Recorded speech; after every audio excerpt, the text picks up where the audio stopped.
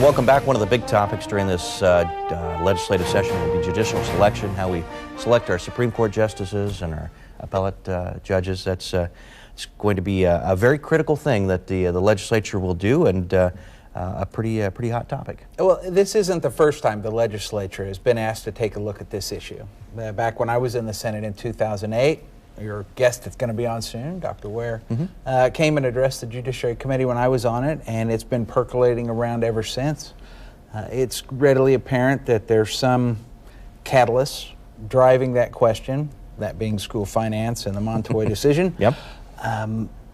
It is a unique system, and I'm sure the good doctor there will be able to explain it in greater depth, but let's go to him. Well, we'll bring Steve Ware in right now, and Steve Ware joins us. He's at our sister station, WIBW in Topeka. And Dr. Ware, we appreciate it. Tell us a little bit about the history of this situation first. As Judge Journey mentioned a moment ago, this isn't the first time that the legislature has taken a look.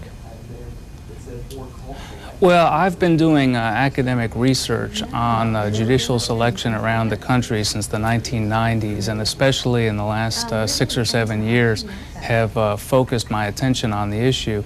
And my research shows that the Kansas Supreme Court selection process has 3 flaws. It's undemocratic, it's extreme, and it's secretive. And all 3 of those problems can and should be fixed. What do you mean when you say it's extreme? Well, the Kansas Supreme Court nominating commission is at the center of our process. Nobody can become a judge on our Kansas Supreme Court unless they're one of the 3 favorites of this commission. This commission has tremendous power. It selects the 3 finalists from which the governor must pick a justice. And so the important question is, who selects the commission? Who picks the pickers? And that's where Kansas is extreme. No other state does it the way Kansas does, which makes sense because Kansas has a tremendously undemocratic system. We have a majority of our commission here selected in elections that are only open to about 10,000 people, the members of the state bar. The other millions of people in Kansas have no vote in these elections. So this plainly violates basic democratic equality, the principle of one person, one vote. But wouldn't it makes a lawyer's vote worth much more than a non-lawyer's vote. But wouldn't the state bar be pretty uniquely qualified to help in this selection process? Well, when you compare how other states do it, they also gain the expertise of lawyers in selecting good judges. And the judges selected in the Kansas process are no better than the judges selected in alternative appointment processes, such as a Senate confirmation process. We have in the U.S. Constitution for federal judges a process where the president nominates and the U.S. Senate votes to confirm. That system has worked well to pick federal judges for over 200 years, and about a dozen states use a similar system where the governor nominates judges and the state senate or a similar body votes to confirm those judges. And those judges are every bit as good as the judges we have here in Kansas, so you don't have to trade off judicial quality against democratic legitimacy. You can have a democratic system that treats all citizens equally and still get a high-quality judiciary. Dr. Ware, what would you say to critics who contend that the main reason this is happening is punitive and it deals with Montoy? What would your thoughts be there? Well, I travel around the country speaking on judicial selection in a wide variety of states, and my writings cover all 50 states. I advocate this system of Senate confirmation in all states, regardless of the leanings of the particular judges on that state's Supreme Court or the political leanings of the governor or the state Senate at that time. I really think this is an issue to look at over the long term. When you change the Constitution to change how we select our state's highest courts, we ought not to be focused on a recent case or two or a current issue, a current judge. We ought to be thinking long term, what's best across the generations as society evolves and the political winds change. And that's where I think the test of time is really proven that the founders of the U.S. Constitution had it right. A Senate confirmation system is the best way to go. So you just believe this is the right thing to do? Yeah, it's a matter of principle. To have democratic equality, have equal voice for all citizens, and not allow one small group to have vastly disproportionate power. And it's particularly bad in Kansas because not only does our current system concentrate tremendous power in a small group of people, but we allow that small group of people to exercise that power behind closed doors. The vote of the nominating commission is a secret vote.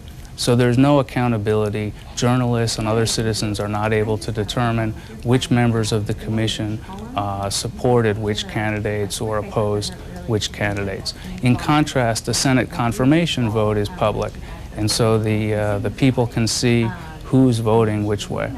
I want to bring Chapman Rackaway from Fort Hays State University into the conversation as well. Chapman, Kansas is pretty unique in the way that we select our Supreme Court judges. Is that accurate, you think?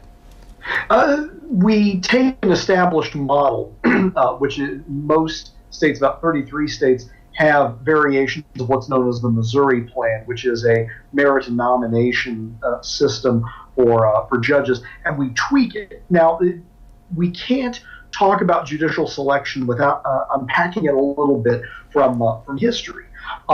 Yes, judicial independence is very important, partly because political appointments by the governor was what got us to this kind of Frankenstein's monster system that we have now.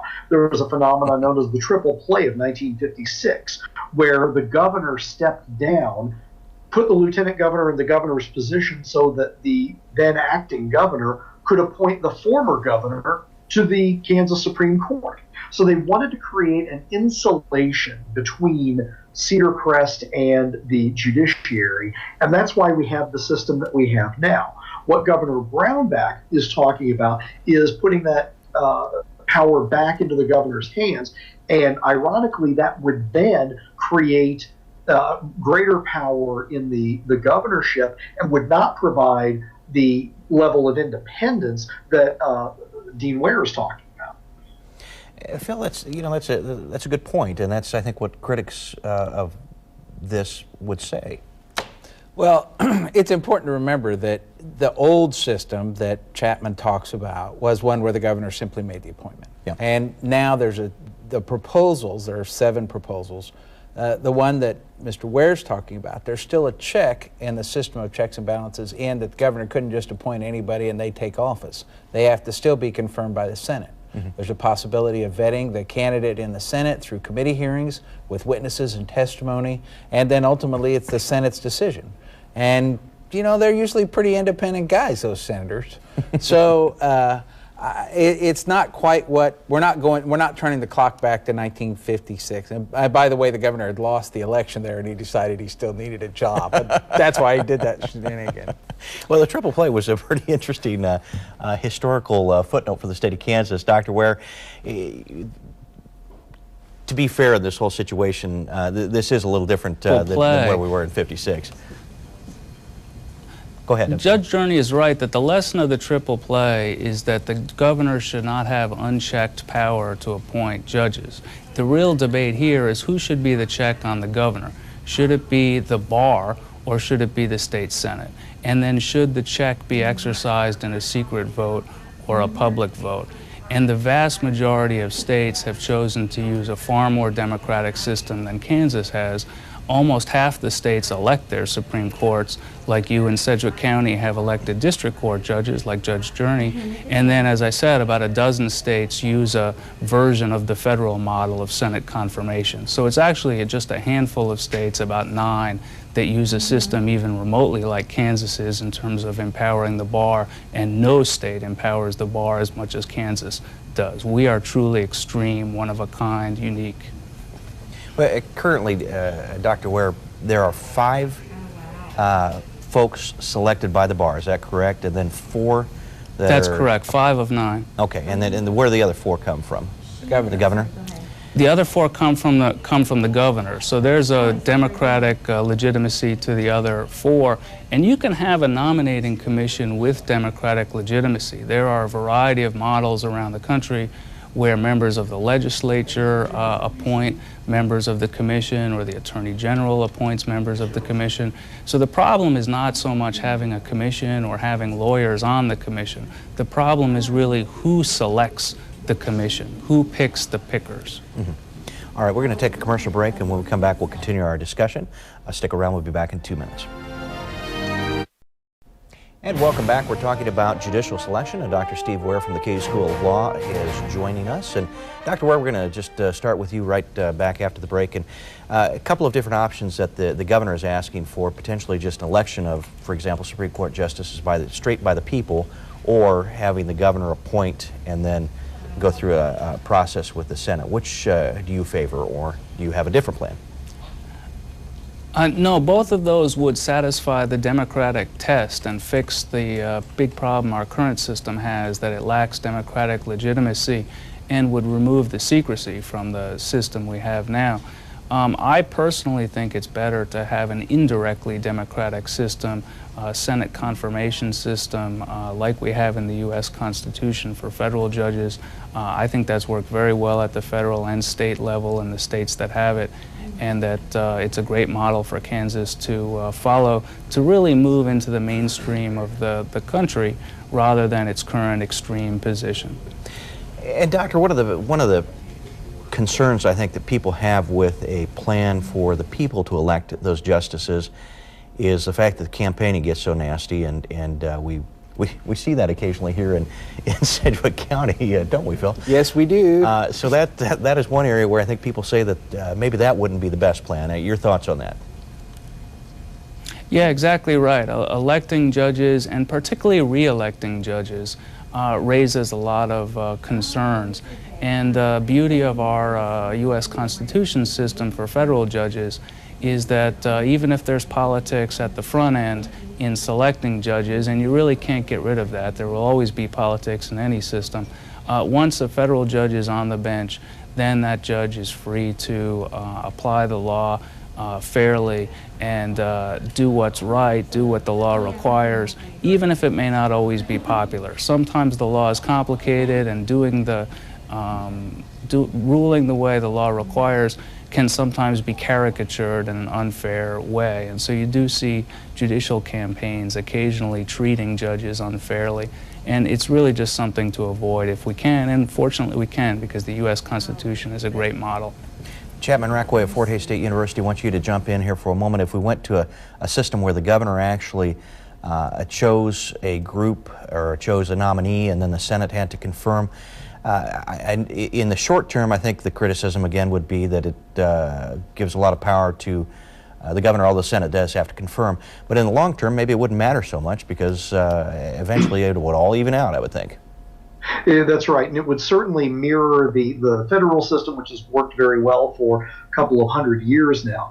So moving to a gubernatorial appointed position with a confirmation, as long as there is another check in the system, is perfectly fine, and certainly a lot better than the elected model, because the other thing that we know from the federal system is that the independence of the judiciary from the pressures of elections help them make the decisions that the other branches tend to shirk towards them. Montoy and the new decision are certainly state-level examples of the court stepping in to do what they believe the elected bodies won't do. Redistricting might be another one that pops into the brain. Exactly.